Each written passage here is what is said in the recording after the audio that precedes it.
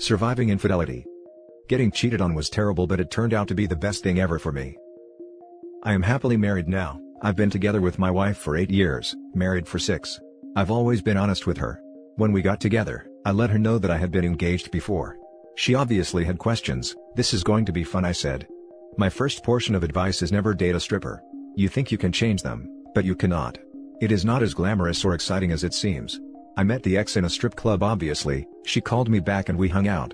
She was beautiful and blonde, as well as athletic. At that time, I was young and dumb, full of hormones and testosterone. What proceeded was the worst 6 months of my life. I was paying for everything. For a stripper, she sure as hell didn't make good money. I soon found out, she was addicted to buying clothes among other things. We rented a house together, then moved into a bigger one. Where it started to get shady for me, is when I found out about a friend of hers. He was an older man who owned a car dealership. He was just a friend. Occasionally she would spend time with him because he was lonely and I would pick her up. I know how it sounds, I was a freaking idiot. She also had a kid, and he was a great one at that. They obviously had some issues, and I tried to make things better. Coming from a pretty messed up household that involved a lot of drugs and arguments, I had sympathy for them. My brother and his wife were initially supportive, but warned me. Things went to hell when she started sleeping in all day, spending more money, and more time with her friend. I would work 12 to 14-hour shifts, then have to go pick her son up from practice because she forgot or slept in. We started to get behind on bills, and were using credit cards way too much. I started to realize that this is not good, apparently because some of my coworkers knew who she was. Also, people in the hospital knew who she was. This was not great for my career. There were a few things that helped me make my decision to ghost her. She absolutely refused to get help. When I found out about her narcotic habit, when I found 6 empty oxycodone bottles in her drawer. Another great thing is when she stole half my prescription of Adderall for my ADHD. I was not sleeping, or eating well. I was super stressed. And then of course she spent the night with the guy I found out. The last straw for me, was when we were so broke, I had to sell my dead friend's rifle that he had given to me to pay bills. The guy was a single dad and deserved it. I'm glad I sold it to him. But as he left and I was sitting in the parking lot with $400 in my hand, I quickly realized that this was blood money, addiction money for her habit. I cried a little. I'm not embarrassed to say that. I called my twin brother, may he rest in peace. I told him what was going on and everything that happened. He and his wife had me come over to their house. The stripper tried to get me back and harassed me and them, and told me that I needed to come home and take care of my family. They did not let me leave. When she was gone one day, my brother and his friends helped me move out and grabbed everything that was mine. That was the best thing they could have done for me. My brother truly showed what a real brother was. I moved back in with my mom. I completely ghosted her and left her with the rent. I felt bad for her kid, but nobody cheats on me and gets away with it. She tried to have me come over and grab my mail and I did, came out dressed sexy and everything. I was not having it. I said take care of yourself. As I was leaving, I heard her scream as I got into my car and start breaking things in the house. That was the last time I would talk to her, or so I thought. I was Christmas shopping at her local mall with my best friend. I go onto the 2 aisle and look who's there. It's my ex. I was shocked. She worked there for the season. She walked up and talked to me and said it's nice to see you and hugged me. My arms were at my side. She whispered in my ear, you look great, I'd like to jump your bones. I said yeah, good to see you. My friends said let's get the hell out of here. We pretty much ran out of there. I was nauseated seeing her again. But that was truly the last time. Everybody at work and in my family was very supportive, and because of this, I was able to get back to normal and save my career. To all the guys and girls out there, have some respect for yourself. Establish standards. If you have a suspicion, follow up on it. Do not back down and be a doormat like I was. 6 months after we broke up, I meet the love of my life. We are happily married, and I've never trusted another woman more. Thank you to whoever read this. And for me, I can never forgive a cheater and a liar. And as the saying goes, once a cheater always a cheater. I am trying not to judge other people who have cheated and repaired their marriage, but they knew the risk and what they were doing was wrong. Some can fix their relationships, I could not, and would not. I am a good husband to my wife and will never betray her. Now for the top comments. Thanks for this. This sub needs some sunshine every now and then. Wishes had brother like yours and I'd have not been such a dupe when I was younger. There are people who have made it out of infidelity whether they divorced or reconciled. I hope more here do. You're certainly welcome, dude. I'm glad that I could shine some light on your life. There is life after infidelity, and you can make it. I'm glad that you're doing well. I'm sorry that stuff happened to you. Better that you were young though, because you grew wiser and will not make that same mistake. I used to have a friend who was dating a stripper. He was able to get her clean of meth, but got pulled into a codependent relationship because he was afraid that she would end herself if he left. He hated that she did private dances, where other men not only looked at his girlfriend but potted her too. All of our mutual friends were talking about how brave she was and all that. I could see the look in his eyes though. It was as if he was trapped in a nightmare that he couldn't get out of. She finally blew up at me about something totally unrelated, and I just cut off that pod friends as being too toxic to be around. Stay strong, brother. You made the right choice. Thank you very much, it sure was. I'm not afraid to tell people that I was weak, but luckily, I had people to support me. That's not always the case for people. At least in here, I can give people hope and advice. This can be inspirational for someone that's caught in love and stuck in the manipulation loop.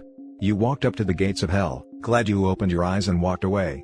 Some people are not that lucky, my friend. Some dudes are just sure that, this time, they will change and they love the cheater so much.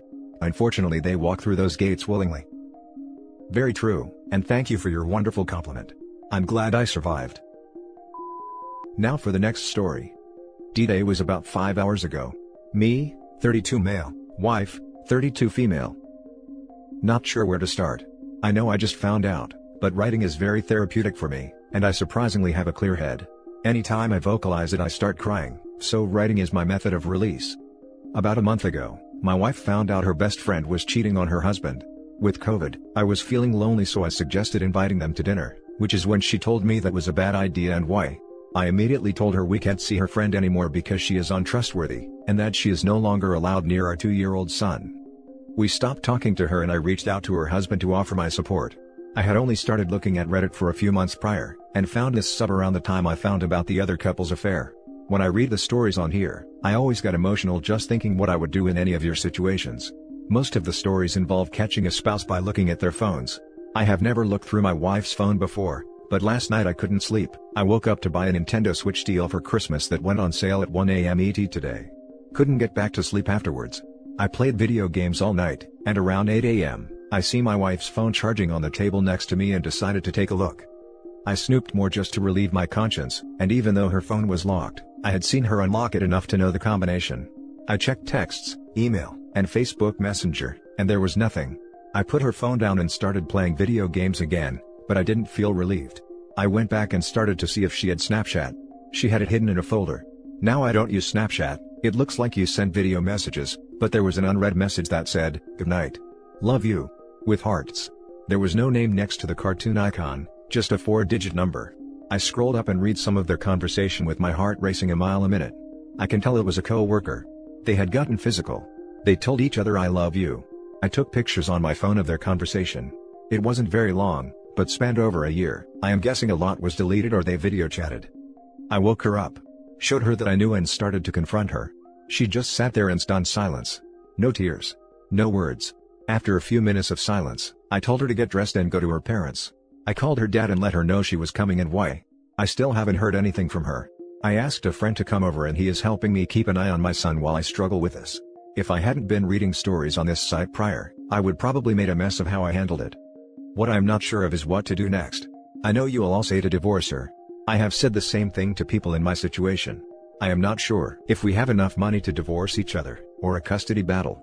We both work, and most of our savings just went into the house we just bought less than a year ago. I am mostly heartbroken for my son. Before I kicked her out, she tried to hug our son goodbye, and I pulled him away from her and told her that she didn't just cheat on me, but also on him. I am not even sure what my life would look like being single. We both come from Christian families, met in early 20s, and she was my first everything. I gave her my first time on our wedding night. I spoke to my family, which was really hard. They live across the country. We moved near where her family lives about 5 years ago. We don't have childcare because I worked during the day 9 to 5 and she worked the late shift at a retail store. We just took turns watching him. What seems like a slap face to add with all the other slap in the faces, is the way she acted and what she said about her best friend's affair. The hypocrisy is maddening. I'm just at a loss. I will try to post an update once more info comes out. Sorry for any spelling errors. Now for the top advice before we read the little update. Contact an attorney tomorrow. Don't worry about the cost issue. This is your life right now. Get tested for STDs right away. Find out if her affair partner has a spouse and let them know now. You will have to figure something out about child visitation prior to the divorce if you decide to finalize it. She does have a right to see your son. Experience tells me reconciliation is a lost cause in this situation. I've been there. Good luck, mate. Just saw your update. You need to get a DNA test for your son. You say he's 2 years old and she has been cheating for at least 3 years. Do the math. I'm really sorry, mate. I hope he's yours. I'm really sorry. I'm in a similar story, age, and background as you. I would recommend the Affair Recovery website. They have many videos that helped me understand why my mind was doing things and my behavior was controlled by this traumatic experience. It helped me. They have a great course, guiding you through recovery. They have courses for the wayward spouse as well. I would really recommend not making rash decisions. I gave myself a long time to think through what I really wanted to do, while also watching my spouse's behavior. My story ended up being him, not knowing what he wants to do with the marriage, though Christian, so we separated. In the first couple of days/weeks, please be kind to yourself, eat regularly, though your body may not want that, and try to sleep, though your thoughts may prevent that, and don't neglect your time with God, even if you feel angry with Him for allowing this. Above all, no matter what your wife says, it's not your fault. Hang in there. Divorce is expensive because it is worth it. Truer words have never been spoken. Small update. I went back and looked at the messages that I took pictures of. The furthest back I was able to find was over 3 years ago. It was some lovey-dovey meme. I have a good relationship with her parents and told them how long ago the affair started. They said they were coming to pick my son up so I could talk to my wife. They live 1 hour 30 minutes away. I told them to turn around. That I love them, and that I was sorry that their daughter did this to them, but if they showed up, with or without my wife, I was calling the police. I called my wife and could hear that they were still driving. After yelling at her as she kept saying we could work this out, I told her if they show up, I would post and send her messages to all her family. Also, my sister is taking a flight to see me and spend the week with me. After we spoke, she said she loved me and I just really broke down for the first time. Knowing that love was at least unconditional. I haven't cried like that since my mom passed away. Now for the last story. My 28 female best friend, 28 female, kissed my husband, 28 male, and they've both been hiding it from me for months. I feel stuck. My best friend lost her job/apartment in February.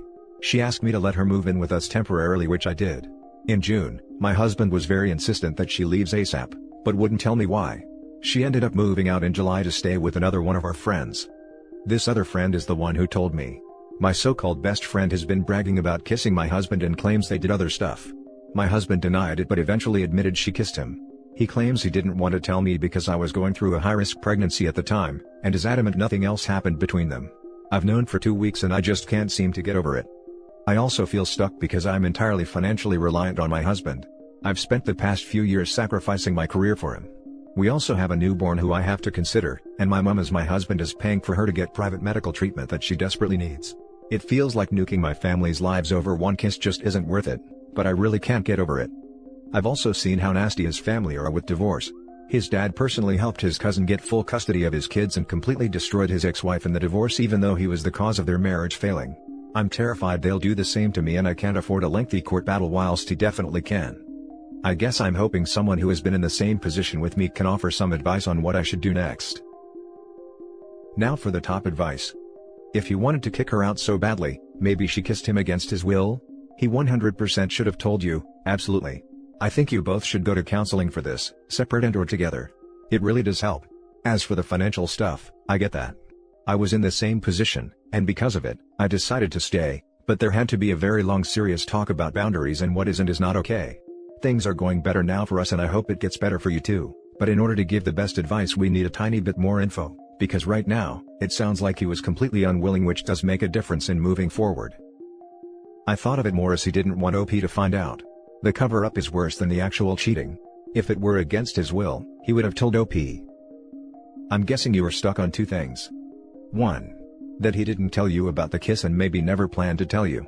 This sucks because there was a part of his life that he kept secret from you and it involved another woman. Worse, this woman was privy to information that you weren't. It makes you feel like you were in second place.